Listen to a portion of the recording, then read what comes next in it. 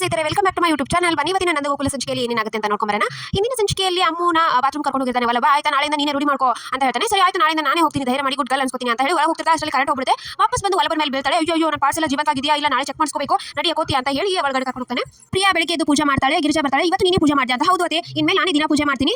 ಸರಿ ಹಾಗಿದ್ರೆ ನಾನು ಅಡುಗೆ ಕೆಲಸ ನೋಡ್ಕೋತೀನಿ ಅಂತ ಗಿರಿಜಾ ಹೊರಡ್ತಾಳೆ. ನೀವು ಅಡುಗೆ ಮನೆಗೆ ಕಾಲೇ ಇಡೋ ಹಾಗಿಲ್ಲ, ಇನ್ಮೇಲೆ ಡೈಲಿ ನನ್ನ ಕೆಲಸ ಅದನ್ನೇ, ನೀವು ಅಡುಗೆ ಮನೆಗೆ ಬರೋದೇ ಬೇಡ, ಎಲ್ಲ ಅಡುಗೆ ಮನೆ ನಂದೇ ಇನ್ಮೇಲೆ ಅಂತ ಹೇಳಿ ಹೊರಡ್ತಾಳೆ. ನೋಡಪ್ಪ ದೇವ್ರಿಗೆ ಯಾವ ತರ ಮಾತಾಡ್ತಿದ್ದ, ಅಡುಗೆ ಮನೆ ನಂದು ಅಂತ ಹೇಳ್ತಾ ಇದ್ದಾಳೆ, ಇದು ನ್ಯಾಯ ಅಂತ ಕೇಳ್ತಾಳೆ. ಅಷ್ಟರಲ್ಲಿ ಬೇಜಾರು ಮಾಡ್ಕೊಂಡು ಗಿರಿಜಾ ಕೂತಿರ್ತಾಳೆ. ಮೀನಾ ಬಂದು ಏನು ಸೀದಾ ಹೋಗಿರೋ ವಾಯ್ಸ್ ಬರ್ತಾ ಇದೆಯಲ್ಲ ಅಂತ ಎಲ್ಲ ಮಾತಾಡ್ತಿರ್ತಾಳೆ. ನೋಡಿ ಯಾವ ತರ ಹೇಳ್ತೀನಿ, ಅಡುಗೆ ಮನೆ ಕಟ್ಟುವಾಗಂದ್ರೆ ನನ್ನ ಗಂಡ ಅಡುಗೆ ಮನೆಗೆ ಸಹ ಬಂದಿರಲಿಲ್ಲ, ಇವಳು ನೋಡಿದ್ರೆ ಅಡುಗೆ ಮನೆಗೆ ಕಾಲು ಬೇಡ ಅಂತ ಏನು ಅಡುಗೆ ಮನೆ ಹೆಸರಿಗೆ ಬರ್ಕೊಟ್ಟಿದ್ದೀವಾ ಅಂತ ಅಂತಿರ್ತಾಳೆ. ಅಷ್ಟರಲ್ಲಿ ಪ್ರಿಯಾ ಬಂದು ಅದೇ ಕಾಫಿ ತಗೊಳ್ಳಿ ಅಂತ ಕೊಡ್ತಾಳೆ. ಓ ಮೀನಾ ಅವ್ರಿಗೆ ನೀವು ಬಂದ್ರೆ ನೀವು ಕಾಫಿ ತರ್ತೀನಿ ಅಂತ ಹೊರಡ್ತಾಳೆ. ಅವಾಗ ಮತ್ತೆ ಗಿರಿಜಾ ಬೈಕ್ ಸ್ಟಾರ್ಟ್ ಮಾಡ್ತಾಳೆ.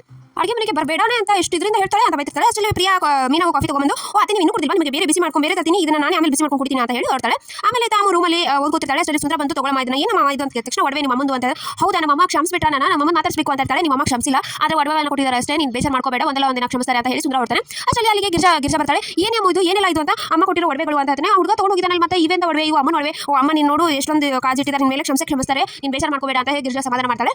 ಇದು ಪ್ರಿಯಾ ಅಡುಗೆ ಮೇಲೆ ಹೆಸರು ಬೇಳೆ ಪಾಯಸ ಮಾಡಿ ಇದನ್ನ ನಾನು ತಿನ್ನೋದ್ರೆ ಗೊತ್ತಾಗಲ್ಲ, ಯಾರಾದ್ರೂ ತಿನ್ಸಿ ಟೇಸ್ಟ್ ಮಾಡಿ ಯೂಸ್ಬೇಕು ಅಂತ ಹೇಳಿ ಕಾಯ್ತಿರ್ತಾರೆ. ಅಷ್ಟರಲ್ಲಿ ಮೀನು ಹೊರಡ್ತಾಳೆ. ಮೀನು ಕರ್ತಾಳೆ. ಓ ನೀವು ಮಾಡಿರೋ ಅಡುಗೆ ಚೆನ್ನಾಗಿರುತ್ತೆ, ನಿಮಗೆ ಫ್ಯಾನ್ ಬೇಸ್ ಭಾಳ ಚೆನ್ನಾಗಿದ್ದಾರೆ, ನಾನಂತೂ ಬೆಳಗ್ಗೆ ಸ್ವೀಟ್ ತಿನ್ನಲ್ಲ, ನೀವೇ ತಿನ್ನಿತೀನಿ ಅಂತ ಹೇಳಿ ಹೋಗ್ತಾಳೆ. ಅಷ್ಟರಲ್ಲಿ ಅಮ್ಮ ಬರ್ತಾಳೆ. ಅಮ್ಮ ಬಂದ ತಕ್ಷಣ ನೀನು ಟೇಸ್ಟ್ ಮಾಡಿ ಹೇಳುವ, ನಂಗೆ ಬೇಡ ಏನಿದು ಅಂತ ಕೇಳಿದ್ರೆ ಹೆಸರು ಬೇಳೆ ಪಾಯಸ, ನನಗೆ ಅಲರ್ಜಿ ಇದೆ, ಹೆಸರು ಬೇಳೆ ನನಗೆ ಬೇಡ ಅಂತ, ಏನಾಗೋದಿಲ್ಲ ಅಮ್ಮ ತಿನ್ನು ಅಂತ ಹೇಳಿ ಫೋರ್ಸ್ ಮಾಡ್ತಿರ್ತಾಳೆ. ಅಷ್ಟರಲ್ಲಿ ಪ್ರಿಯಾ ಕೈಯಿಂದ ಅದು ಬಿದ್ಬಿಡುತ್ತೆ. ಅದಕ್ಕೆ ನಂದನ್ ಬಂದು ಏನಿದು ಅಂತ ಕೇಳಿದ ತಕ್ಷಣ ಏನಿಲ್ಲ ಮಾವ ನಾನು ಹೇಳ್ತೀನಿ, ಬೇಡ ಅಂದಿದ್ರೆ ಇರ್ತಿತ್ತು ತಾನೇ, ನೀನು ಈ ಥರ ಮಾಡಬಾರ್ದಿತ್ತು ಅಂತ ಪ್ರಿಯಾ ಬೇಕು ಅಂತಾನೆ ಅಮ್ಮ ಹೇಳ್ತಾಳೆ. ಅವಾಗ ಗಿರ್ಜನ್ ಕರಿತಾನೆ, ನಂದನ್ ಈ ಥರ ಮಾಡೋದಲ್ಲ, ಊಟದ ಬೆಲೆ ಗೊತ್ತಿರೋರಿಗೆ ಗೊತ್ತಿರುತ್ತೆ, ನಿನ್ನ ಕಿರಿ ಮಗ ಅವನನ್ನೇ ಸಾಕೋದಿದಾಗಿದೆ, ಇನ್ನು ಅವ್ನ ಜೊತೆ ಬಂದಿರೋ ಜೊತೆ ಇದನ್ನ ಸಾಕೋದು ಒಂದು ದೊಡ್ಡದಾಗಿದೆ, ಅನ್ನೋ ಬೆಲೆ ತಿಳ್ಕೊ ಅಂತ ಹೇಳಿ ಮೊದಲು ಅಂತ ಬೈತಾನೆ.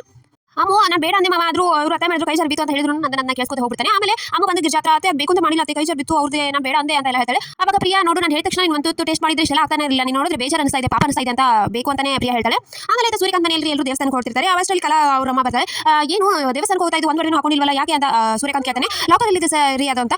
ಹೋಗಿ ಹಾಕೊಂಡು ಬಾ, ಇಷ್ಟೊಂದು ವಡೆ ಮಾಡಿಸಿರೋದು ಅದಕ್ಕೆ ಅಂತ ಹೇಳ್ತಾನೆ. ಅದು ಈಗ ಬೇಡ, ಲೇಟ್ ಆಗುತ್ತೆ, ನಾನು ಬರ್ತೀನಿ ಬಾ ಹೋಗಿ ಹಾಕೊಂಬರೋಣ ಅಂತ ಹೇಳ್ತಾನೆ. ಅಷ್ಟರಲ್ಲಿ ಕಲಾ ಶಾಕ್ ಆಗಿರ್ತಾಳೆ. ಆಮೇಲೆ ಇತ್ತ ಪ್ರಿಯಾ ಮಾಧವನ್ಗೆ ಹೆಸರು ಬೇಳೆ ಪಾಯಸ ತಂದ್ಕೊಡ್ತಾಳೆ. ಹೇಗಿದ್ದೀರಿ ಅಂತ, ನೀನು ಮಾಡಿರೋದು ತುಂಬಾ ಚೆನ್ನಾಗಿದೆ, ನೀನು ಚೆನ್ನಾಗಿದೆ, ನೀನು ಅಡುಗೆನೂ ಚೆನ್ನಾಗಿದೆ, ನಿನ್ನ ಗುಣನೂ ಚೆನ್ನಾಗಿದೆ, ಹೇಳಿ ಮಾಡಿಸಿ ಅಂತ ಎಲ್ಲ ಹೋಗ್ತಿರ್ತಾನೆ. ಅದಕ್ಕೆ ಪ್ರಿಯಾ ರೀ ನಾನು ಕೇಳ ನಿಮ್ಮ ಹತ್ರ ಬೇಜಾರು ಮಾಡ್ಕೋಬೇಡಿ, ಏನಪ್ಪ ಇವಳು ಬಂದು 2 ದಿನಕ್ಕೆ ಈ ಥರ ಮಾತಾಡ್ತಿದ್ದಾಳೆ ಅಂತ, ಏನು ಬೇಜಾರು ಮಾಡ್ಕೊಳ್ಳಲ್ಲ ಹೇಳು ಅಂತ ಮಾತು ಹೇಳ್ತಾನೆ. ಅದಕ್ಕೆ ನಮ್ಮ ಅಪ್ಪ ಅಮ್ಮ ಮಾಡಿರೋ ಸಾಲ ತೀರ್ಸಕ್ಕೆ ನೀವು ಏನಾದರೂ ದುಡ್ಡು ಕೊಡೋಕ್ಕಾಗುತ್ತಾ ಅಂತ ಕೇಳ್ತಾಳೆ. ಮಾಧವ್ ಶಾಕ್ ಆಗ್ತಾನೆ. ಸೊ ಇಷ್ಟು ಇವತ್ತಿನ ಸಂಚಿಕೆ ವಿಡಿಯೋ ಇಷ್ಟ ಆಗಿತ್ತು ಅಂದರೆ ಸಬ್ಸ್ಕ್ರೈಬ್ ಮಾಡೋದನ್ನ ಮರಿಬೇಡಿ. C next vlog.